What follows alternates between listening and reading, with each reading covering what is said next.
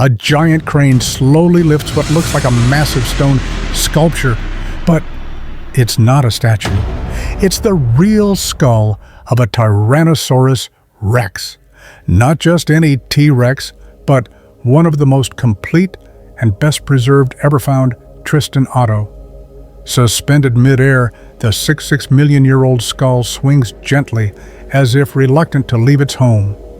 Scientists below hold their breath. One misstep, and this priceless fossil could crack or shatter. Why take such a risk? Because this fossil is more than a display. It's a window into the prehistoric world. It represents one of the rarest finds in paleontology and carries untold secrets of Earth's ancient past. Found in the wilds of Montana and named after the sons of two private collectors, Tristan Otto is now a scientific icon. Its journey from dusty fossil to museum centerpiece is filled with drama, discovery, and debate. In this story, we'll follow the incredible path of this T-Rex skeleton from its discovery in America to its careful transport across the Atlantic and its impact on paleontology today. How did it survive the test of time? What makes it so unique? And what can it still teach us about life, death, and survival in Earth's most dangerous era? In 2010, deep in the remote Badlands of Montana, a team of fossil hunters noticed a few bone fragments poking out from layers of ancient rock. At first, they thought it was another partial dinosaur, interesting but not extraordinary. But as they dug further, it became clear this was something rare. The bones belonged to a Tyrannosaurus rex, and not just any specimen. This skeleton was unusually intact. The bones were tightly clustered together, suggesting the animal had died and been rapidly buried, a perfect recipe for preservation. The team carefully excavated what would later be identified as Tristan Otto, a juvenile adult T-Rex around 20 years old. It had lived during the final years of the Cretaceous period, just before the mass extinction event that wiped out the dinosaurs. The discovery was groundbreaking, but the story didn't end there. Instead of being sold at auction or locked away in private storage, the fossil was acquired by two European collectors, Niels Nielsen and Jens Lorenz Franzen, who decided to share it with the world. They named it after their sons Tristan and Otto and loaned the skeleton to the Museum für Naturkunde in Berlin. This generous decision would change the future of dinosaur research and public fascination forever. Tristan Otto is not just another dinosaur fossil, it's a paleontological treasure. More than 50% of the skeleton is composed of original fossilized bone, which is extremely rare for a T-Rex. Most skeletons in museums are missing key parts, especially the skull, and are reconstructed using casts or models.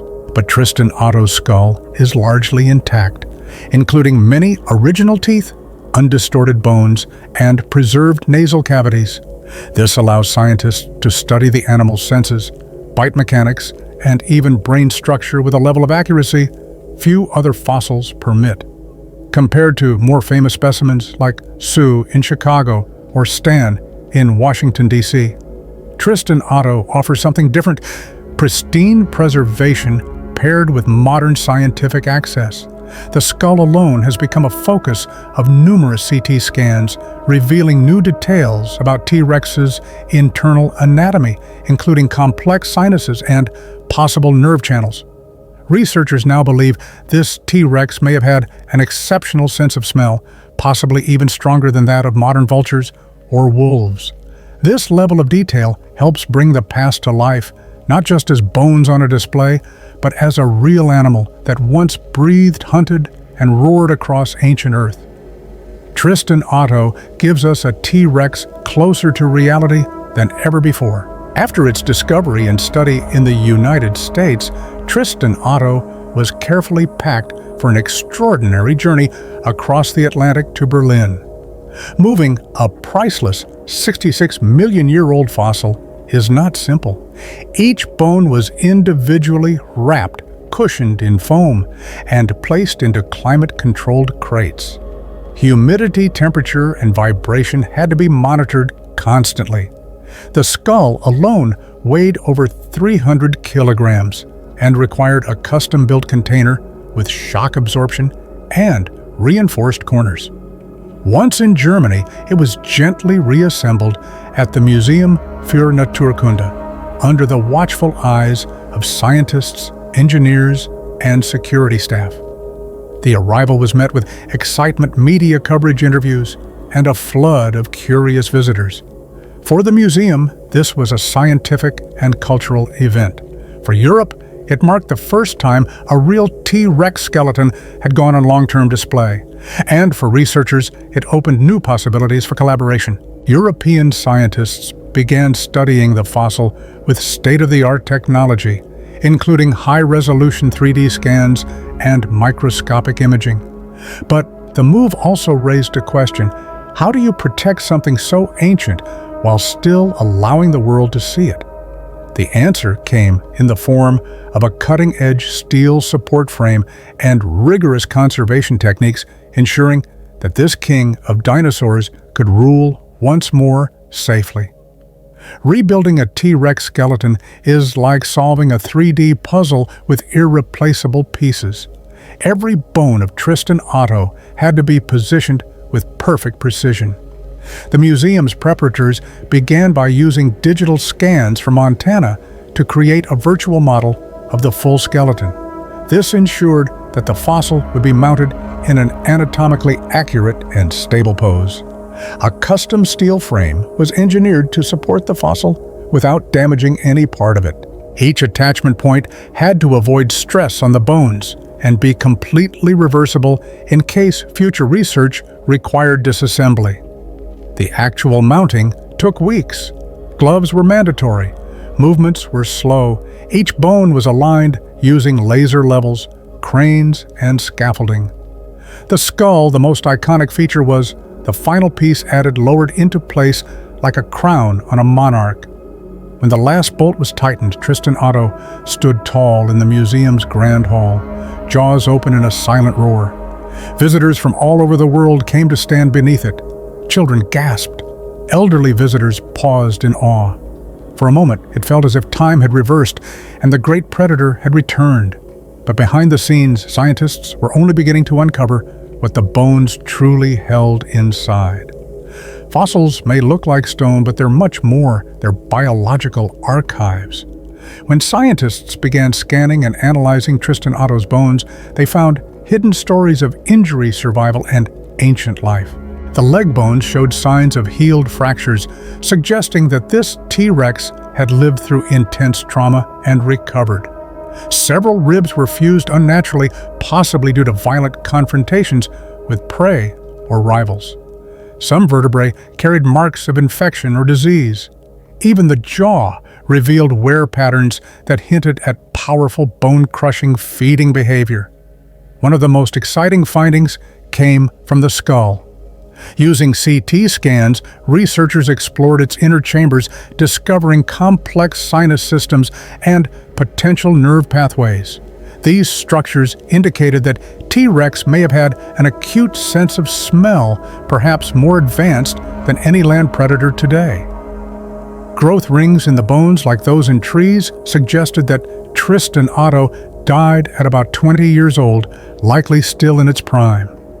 All these details bring the animal to life, not just as a predator, but as a living being that felt pain, fought for survival, and aged with time. This isn't just data, it's empathy through science. Through Tristan Otto, we don't just see bones, we glimpse the breath and battle of an ancient life.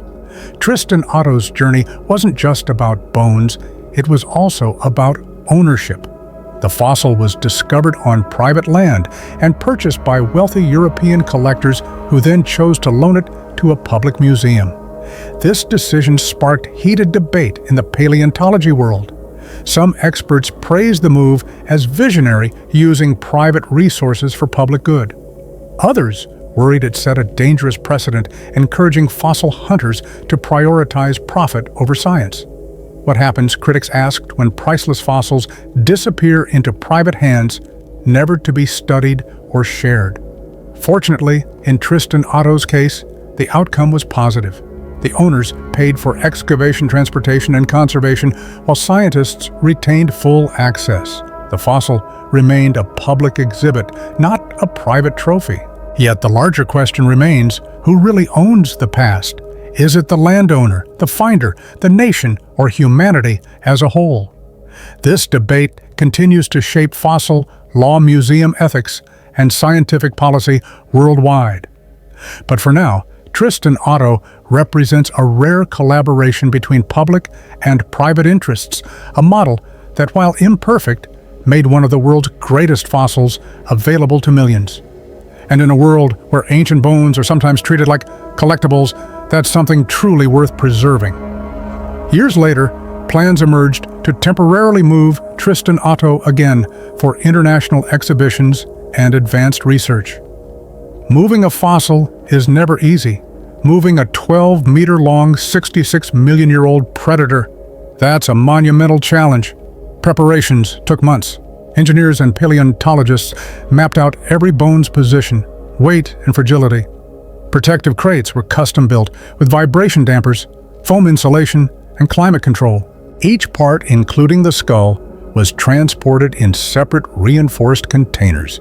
Real-time sensors monitored humidity, temperature, and shock levels during the journey. Specialized trucks with air suspension minimized road impact. The convoy moved slowly, escorted and tracked like a national treasure. Upon arrival, scientists carefully unpacked each crate. Bones were rechecked for stress fractures or shifting. Everything survived intact.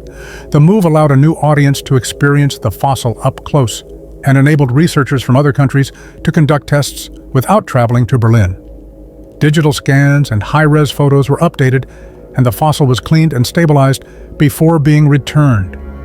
This operation wasn't just about logistics, it was about trust, precision, and respect. Each time Tristan Otto moves, it teaches us not only about ancient life, but about modern commitment to preserving history. For a creature that once ruled the earth, its journey today is just as epic and just as fragile.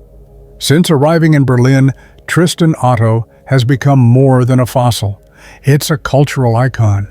Over 3 million people have visited the museum to see it. Children point in amazement. Elderly guests revisit their childhood fascination with dinosaurs.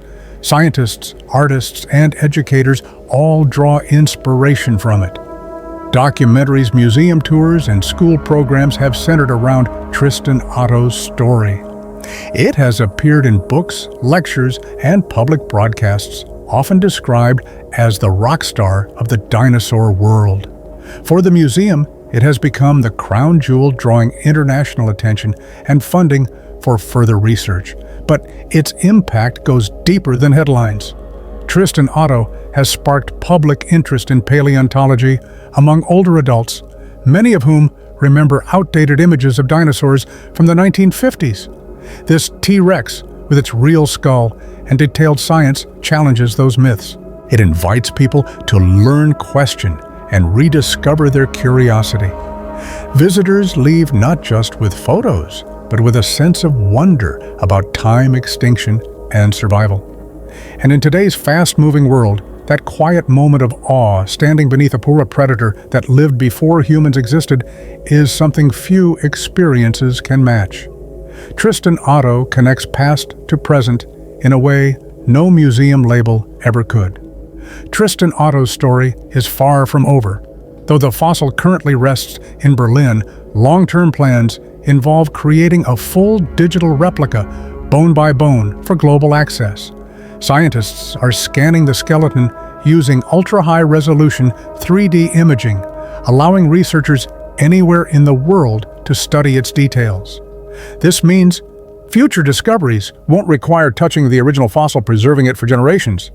There are also hopes to compare Tristan Otto with new T-Rex, finds exploring questions about species variations, growth rates, and possibly even soft tissue traces.